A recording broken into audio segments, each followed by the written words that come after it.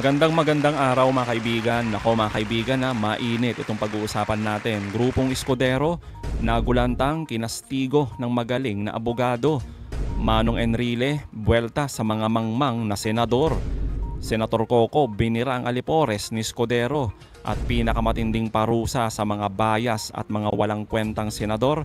Nako, abangan nyo po yan. Matapos ipangalandakan ni Escudero na walang limitasyon ang kanyang kapangyarihan sa usapin ng impeachment trial ni Sara Duterte, abay heto at nakahanap siya ng katapat sa kanyang mga di umano'y kabalbalan na parabang untouchable at unlimited talaga ang kapangyarihan ni Escudero. Samantala, nagpakalat na naman ng kaliwat kanang intriga itong si BP Sara patungkol sa kanyang kaso at mga galawan ng mga bias na senador, lalo na ang pangdidelay umano ni Escudero sa impeachment. At Manong Enrile sumagot na at binira ang mga alipores ni Duterte. Grabe, nakakahiya talaga itong mga ambisyosong senador. Yan ang pag-uusapan natin, pero bagong lahat, pakilike po muna ating video, pakishare na din po at subscribe na po kayo sa ating channel. Unahin na po muna natin ito mga kaibigan.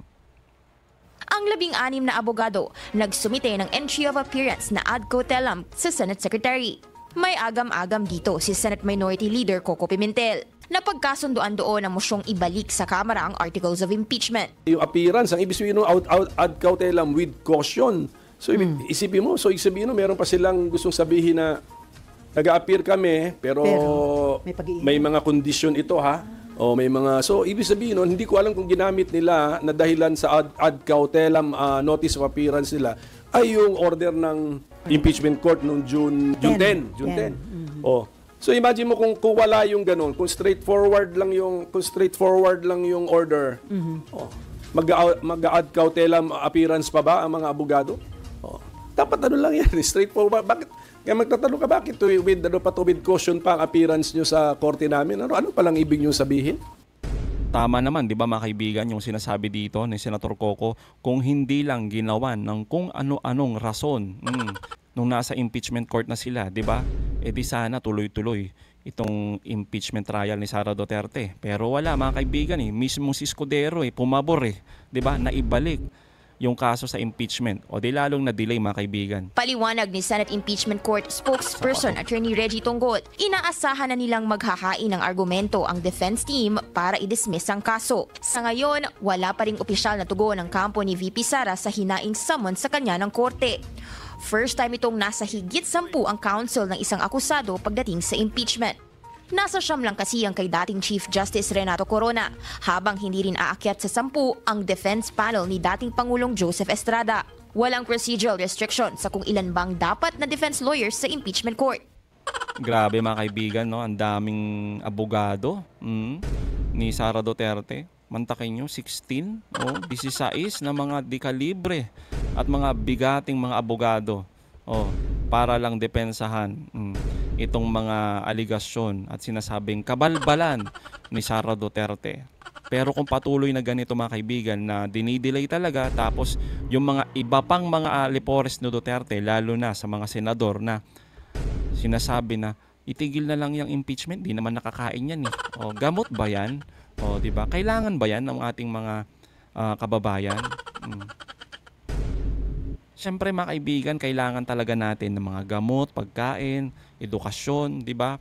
Pondo ng bayan, kailangan talaga yan. Necessity yan ng bawat isa, di ba? Pero yung impeachment, kailangan ba? Abay, siyempre mga kaibigan, napaka-importante yan.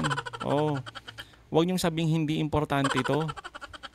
Tulad na lamang mga kaibigan ng sinasabi ni Manong Enrile patungkol dito. Tapos, yung mga alipores naman ng mga Duterte, abay galit. Nung ni-real talk ni Manong Enrile, mga kaibigan. Kung itong proseso ng impeachment na nangyayari ngayon ay masusunod, wala nang sumasasangga sa korupsyon sa buong bansa. Ibigay na lang natin yung pera na binabayaran ng mga nagbabayad ng buwis sa gobyerno at bahala ni sila. Hindi na pupunta sa mga tao. Libre na Wala na magbabawal sa kanila. Wala na silang barrier o yung sasangga sa nakawan ng kabandang bayan. Nalulungkot ako dahil karamihan nitong mga nasa Senado ngayon, marami sa kanila mga kaibigan ko. Pero yung mga bago na dapat mag-aral naman sila sana at malaman nila kung ano talaga ang ibig sabihin nitong trabaho na pumasok sa kanila na dapat nilang sundin. Eto nga sinasabi na nga ni Enrile, kailangan malaman ng taong bayan kung nasaan nga ba yung mga pondo ng bayan. Kailangan ipaliwanag yan ni Sara Duterte, di ba? Kailangan makita ng taong bayan yung mga ebidensya laban dito sa ating Vice Presidente. Para in case lang, mga kaibigan, na mahina talaga at puro allegation lang, o di maganda, nalinis na yung pangalan ni Sara Duterte. Pero ngayon, hindi pa nga nagsisimula, pilit nyo ng dinidismiss eh. Kaya nga sabi ni Enrile, mga kaibigan, parang ayaw naman talaga ni Sara Duterte na harapin itong impeachment trial. Kahit na sinasabi niya na gusto niyang matuloy at sabi pa nga niya, di ba mga kaibigan, bloodbath talaga. Magkakaroon ng bloodbath pag natuloy ito. Di ba? Gusto niya nga daw harapin. Pero alam naman natin yun, mga kaibigan, lip service lang ni Sara Duterte yan, mga kaibigan. Kasi nga, iba yun nangyayari doon sa sinasabi niya. Totoo naman, di ba? Sabi niya, gusto ko ng impeachment. Gusto ko na matuloy yan. Sasagutin ko lahat yan. Samantala, yung mga alipores mo dyan sa Senado, pilit dinidismiss. Tapos mga kaibigan, etong spokesperson ng impeachment court, abay nang hihingi, mga kaibigan, na igalang daw natin yung mga 18 senador. Dapat mag-move on na daw tayo sa 18.5. Tapos sinasabihan pa niya si Enrile na hindi ka naman senador eh. Parang ang dating, mga kaibigan, ano ba, bakit ba kayo nakikialam? Lalong-lalo ka na, Enrile. Ito, pakinggan nyo, mga kaibigan. Very po yan, no? Very welcome yung ganyan nga na mga opinion kasi it adds to the conversation. Lalong-lalo na po, alam naman natin na si Senator Enrile ay very wise at very knowledgeable about the law. However, he was not the one confronted with the motion. He was not one of the senator judges. He is not the senator sitting as one of the senator judges in the impeachment court. And I think the collective wisdom of the impeachment court should be respected on the actions that it did. Now, if ever meron pa pong hindi makatanggap nung majority vote na 18-5 at nung action ng impeachment court, sabi po namin nga, the final arbiter of all of these issues is the Supreme Court. So they just have to go to the Supreme Court kung gusto talaga nilang malinawan. But kung hindi po sila pupunta sa Supreme Court, wag po nilang itry ito sa Court of Public Opinion at maniwala kayo doon sa collective wisdom ng ating impeachment court. Nang hihingi ka ng respeto, samantalang hindi mo man lang maipakita yung respeto sa paniniwala ng taong bayan na mali yung ginawang pagboto at pagkiling ng 18 senador. Tapos sasabihin mo, move on na. Sa naging collective wisdom ng 18 na senador. Ano magagawa namin kung yan ang naging boto nila, di ba? Pero wag mong kukwestiyonin yung mga sinasabi din namin patungkol sa mga 18 senador, lalo na si Escudero. Bakit? Yung mismong bumalangkas nga ng batas sinasabing mali yung ginagawa ni Escudero. Tapos sasabihin ninyo, kung may mga question kayo, dali, punta nyo dun sa Supreme Court. Maling-mali, mga kaibigan, dahil yung paulit-ulit na sinasabi ni Escudero at itong spokesperson na ito, na kung may reklamo kayo, idulog ninyo, isumbong ninyo sa Supreme Court. Hindi talagang po yan, patibong lang yan. Alam nyo kung bakit? Eto, mga kaibigan. Supreme Court, hindi namin consultant. Huwag namin itratong consultant at Supreme Court. So tuloy lang Lahat dapat. ng mga maliit na bagay, pasa sa Supreme Court. Hindi po, hindi consultant ang Supreme Court. And then kung may TRO, sunod tayo. Pag walang TRO, dapat naniniwala tayo sa inumpisahan nating procedure na pwedeng ituloy. Hintay lang tayo, passive lang ang korte. Pag mag-issue ng order ang korte, tapos party ka dun sa kaso, susunod ka. Okay. Pag walang order ang korte, that means pwede mong ituloy yung proceeding na kine-question. Sir, sabi nyo, hindi Do not nyo- interpret anything sa Supreme Court kasi apolitical siya, dapat insulated siya from politics, tsaka based on the law lang ang kanyang interpretation. Sir, dun sa issue kung may delay, ang laging sinasabi nila SP ni Attorney Tonggol, wala namang delay kasi maghihintay ka pa ng reply ni VP tsaka ng House Prosec. So in the meantime, may pinasagot lang sila pero yung timeline is same lang daw. Yun na nga, but you're inviting some people to go to court. That is it. Yun na yun. Samantala kung diretso lang yan, wala nang issue-issue. Klarong-klaro ito eh. Oh, ano ba itong return? Ano ba itong meaning nitong return? Pwede maganda ata, pa-interpret sa court ito. What is the real meaning of return? Oh, so, etc. Sa ngayon, wala pa nagpa-file. So, we are not bogged down in court cases yet. Kaya nga, dun sa mga, kaya nga, kung mapapansin nyo, yung mga, may mga abogadong or even mga framers of the Constitution, against sila sa decision, and yet they're not filing. Because it may even be a trap. When you file, back down ka na ngayon sa court cases which takes, sa pag-file, pagbigay mo pa lang ng notice yan, pag-mail mo pa lang sa tapos na, July 28 na. Oh, so, it might even be better to just wait.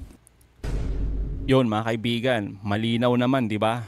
Kung bakit hindi talaga gusto nila Senator Coco, even yung mga framers natin mga kaibigan ng 1987 Constitution, yung mga legal luminaries natin, hindi talaga nila ina-advise mga kaibigan na magreklamo sa Supreme Court dahil ito nga, isa itong patibong.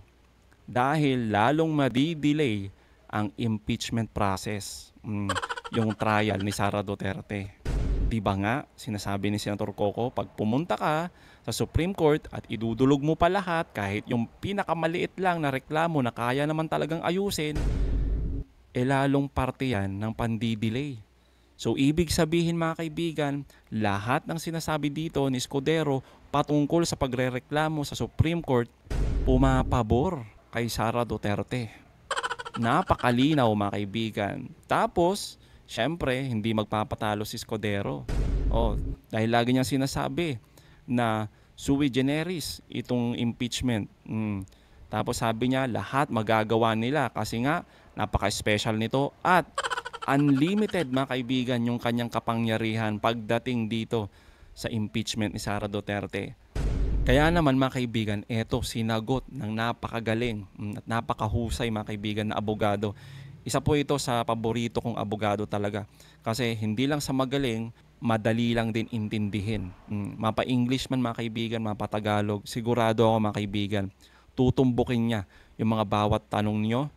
Eto mga kaibigan, si Attorney Bukoy, malilinawan po kayo kung saan yung mga paikot-ikot na sagot ni Escudero. Eto, simple lang mga kaibigan, yung mga sagot dito ni Attorney Bukoy. Hello, Attorney. Good morning. Hello. If we may talk about SP Chief Escudero for a minute. Apparently, former Chief Justice Renato Puno is saying na SP Escudero may have exercised grave abuse of discretion. Your take po on this statement? Ako po ay sumasang-ayon sa sinabi ni Chief Justice Renato Puno. Sapagkat ang mga naging actuation and ruling ni Senate President Chis Escudero as the presiding officer of the impeachment court ay wala ho sa saligang batas yan. Kagaya po ng pag-remand. Hindi po ang pag-remand, ibig sabihin, yung lower court should reconsider. Gaya po na nabanggit ko kanina. Wala hong salitang remand sa impeachment. Hindi ho angkop ang remand sa impeachment. Yung remand ay para sa ordinaryong kaso, sa ordinaryong hukuman, but never sa impeachment court. Another one. Attorney, do you agree with SP Escudero's statement na parang the Senate impeachment court daw has no limit to what they can do? No? To what motion they can pursue? Hindi po. Meron pong limitasyon. Ang limitasyon ay ang ating saligang batas at ang kanilang sariling impeachment rules. Hindi po pwedeng, porque you are sui generis, pwede mong gawin ang lahat ng gusto mo. Ang limitasyon po ay nasasaad sa ating saligang batas at sa kanilang sariling impeachment rules. In fact, kung yung impeachment rules po ay hindi alinsunod sa saligang batas, hindi rin uubra yun. So lalo na, yun sa kanyang statement na kaya niyang gawin, kaya nilang mag-order ng kahit na ano, mali po yun. Dapat alinsunod sa parameters na sinet ng saligang batas. Kung inyong tutunghayan, nakahiwalay po yung Article 11 doon sa Article 6. Article 6 ko, tungkol sa trabaho ng paggawa ng batas. Yung Article 11 is for accountability. Very specific yung provision ng accountability. Very specific what the powers are. So hindi po pwedeng bardago lang to. Hindi pwede na kung anong gusto, yun ang gagawin. May limitasyon. Malinaw mga kaibigan na yung sinasabi dito ni Attorney Bukoy na hindi taliwas sa mga sinasabi dito ni Escudero, ang ating Supremo Escudero, di ba mga kaibigan, na sabi niya talagang walang hanggan ang kapangyarihan niya dito sa pagiging presiding officer sa kanyang impeachment court mga kaibigan, sa trial ni Sara Duterte. Lahat ay pwede nilang gawin dahil nga especially itong impeachment na to, itong kaso na to. Meron ako nabasa sa comment mga kaibigan na hindi na si Lito Lapid ang Supremo, kundi abay ang matindi nating pinakamagaling, pinakamalakas na si Escudero mga kaibigan. Tsaka mga kaibigan, lagi nating sinasabi, no one is above the law. Kahit makapangyarihan ka ba, 'di ba? Kahit nga pangulo o 'di ba? Kailangan niyang sumunod sa batas. Tapos Escudero mga kaibigan, unlimited power, tapos kaya niyang gawin lahat. Nako. Morning po, Attorney. Morning. Na-mention niyo po kanina na meron nga pong gag order under the Senate rules. Pero ang sinabi po kasi ni SP Cheese ay kailangan pa raw po mag-file ng motion or mag-issue ng motion before the impeachment court and for them to address that, like the senator judges will address it there.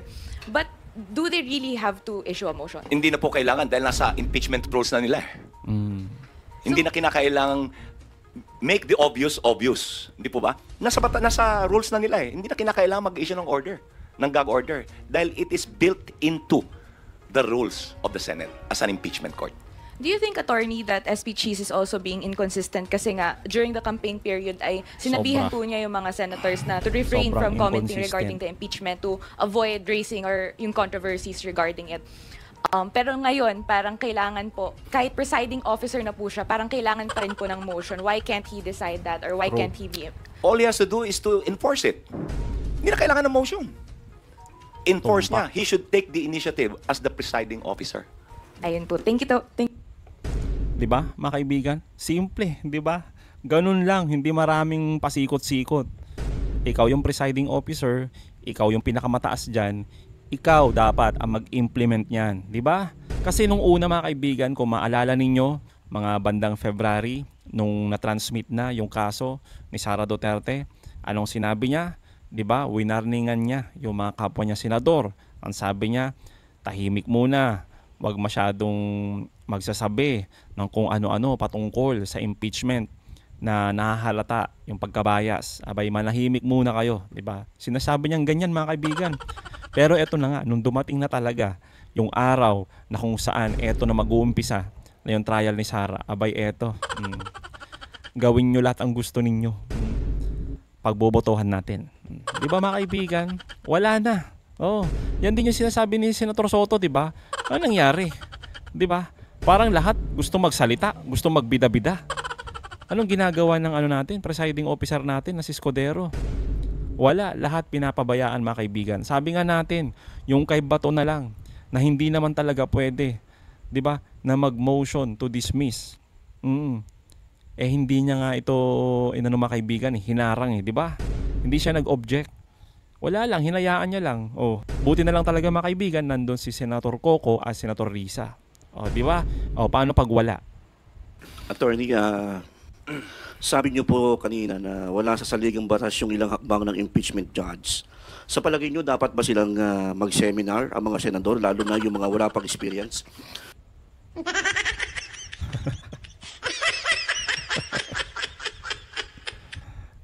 Galing ng tanong mga kaibigan, no? Maski si Attorney Bukoy natawa Ay, nako talaga. Ang ganda ng mga ganitong tanong mga kaibigan, di ba? Alam na, kahit kayo mga kaibigan, alam nyo na isasagot nyo di ba? kung sino-sino itong mga dapat talagang mag-seminar at mag-aral lang mabuti, mga kaibigan. Kasi ang dami po talaga. Yung iba nagtatanga-tangahan, yung iba talaga, nako, walang alam talaga, makapal lang yung muka. Ang dami niyan. Ay nako. Sa pagiging huwes ng korte na pagsasaktan. Dapat po, pag-aralan din nila itong proseso para sila magabayan sila sa kanilang gagawing hakbang. They should take the initiative to study the rules of impeachment.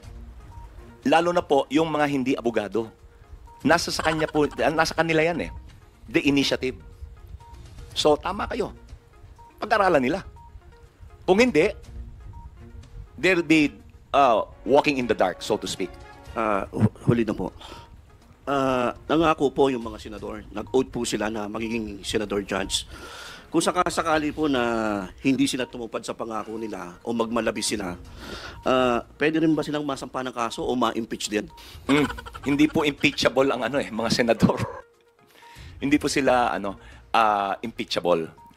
Ang paghusga po sa mga senador na hindi tutupad sa kanilang pinanumpaan ay ang husgahan sila ng bayan.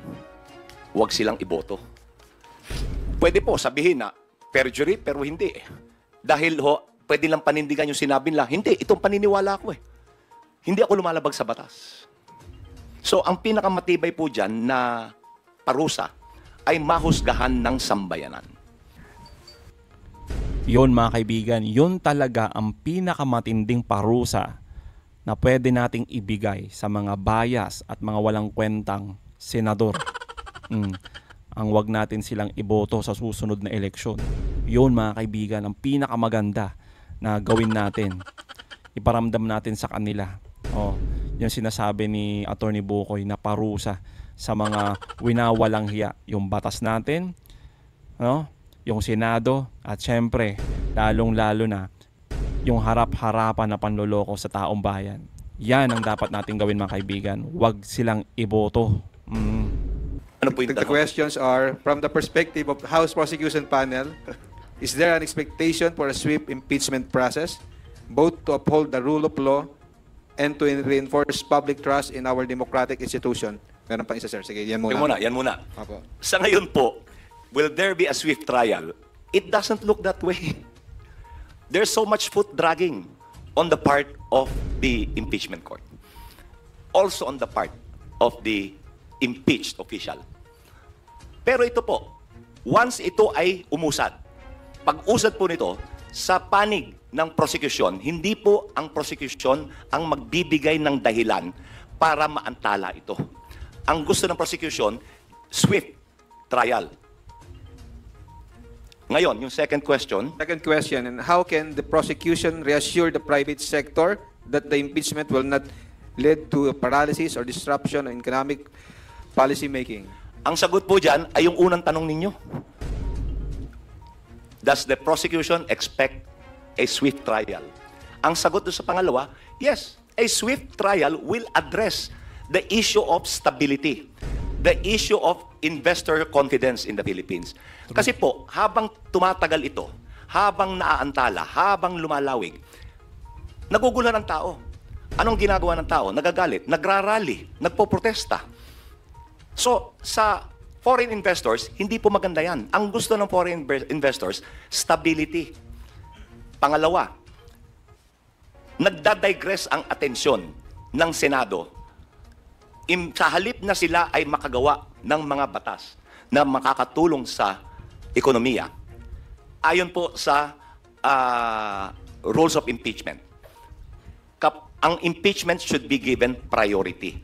At a certain hour, they should stop their legislative work and conduct the trial of the impeachment. So, nakahati yung atensyon. So, hindi ho maganda yan.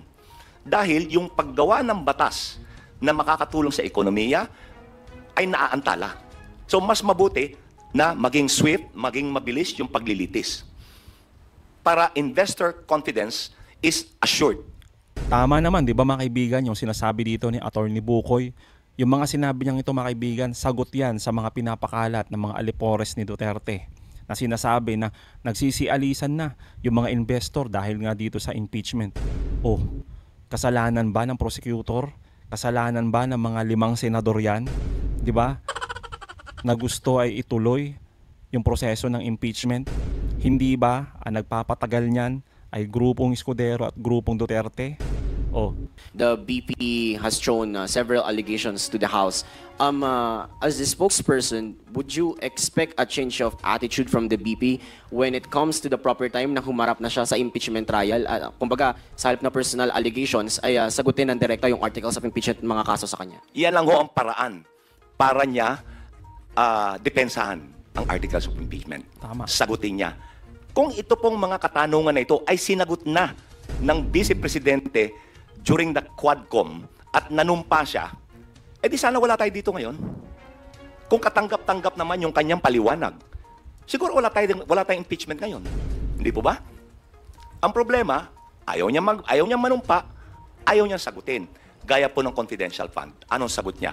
Confidential fund nga, kaya hindi pwedeng pag-usapan. Mali yun eh.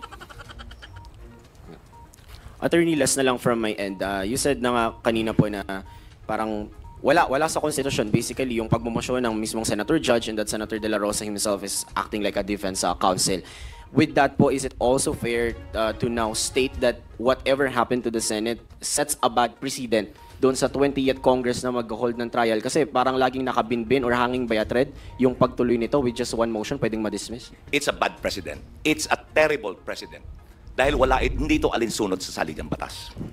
Ang trabaho ng hukom ay litisin at desisyonan ayon sa ebidensya. Hindi maaaring i-dismiss na walang paglilitis. Wala yun sa saligang batas. Ang sabi ng saligang batas, litisin at desisyonan. Malinaw naman, di ba mga kaibigan, yung mga pagpapaliwanag dito ni Attorney Bukoy. Di ba? Nasagot niya lahat yung mga pinagsasabi ni Escudero kung saan unlimited daw yung kapangyarihan niya. Lahat pwede niyang gawin sa loob ng impeachment court kasi nga napaka-special niyan. Tapos yung mga pinaggagawa ng grupong Duterte kung saan gumagawa sila ng sarili nilang termino para guluhin at talagang i-discarrel itong impeachment trial ni Sara Duterte. Napakalinaw mga kaibigan. Ano na naman kaya mga kaibigan yung sasabihin ngayon ni Escudero? Baka sabihin niya, kayo naman, puro kayo reklamo. Di ba sinabi ko na, magsumbong kayo sa Supreme Court. Baka ganun na naman yung mga ending nito eh. Di ba? Ay nako talaga. Kaya naman mga kaibigan, bago tayo magtapos, gusto ko lang ipakita sa inyo ito mga kaibigan ha. Sabi nga mga kaibigan ni Senator-elect Bam, yung impeachment trial daw ay dapat ituloy sa 20th Congress. So napakaganda niyan mga kaibigan, di ba? Kahit na nakakalungkot kasi mag-e-exit muna si Senator Coco Pimentel, pero alam naman natin na marami din papalit na ganun din, na mataas din yung prinsipyo nila pagdating sa patas na pagtingin dito sa impeachment trial ni Sara Duterte. Ang gusto lang nila mga kaibigan, matuloy itong trial kasi ito nga naman talaga ang nakasaad sa batas. So kailangan nilang gawin yung mandato na sinasabi ng batas at bandang huli kailangan nilang mag-decide kung kailangan i-acquit si Sara or i-convict si Sara base mga kaibigan sa ebidensya na ipapakita ng ating mga prosecutor team galing Kamara. So mga kaibigan, anong masasabi nyo patungkol dito? Comment down below. Again mga kaibigan huwag nyo kalimutan, i-like at i-share itong mga videos. Hanggang sa muli, kita-kita ulit tayo mga kaibigan.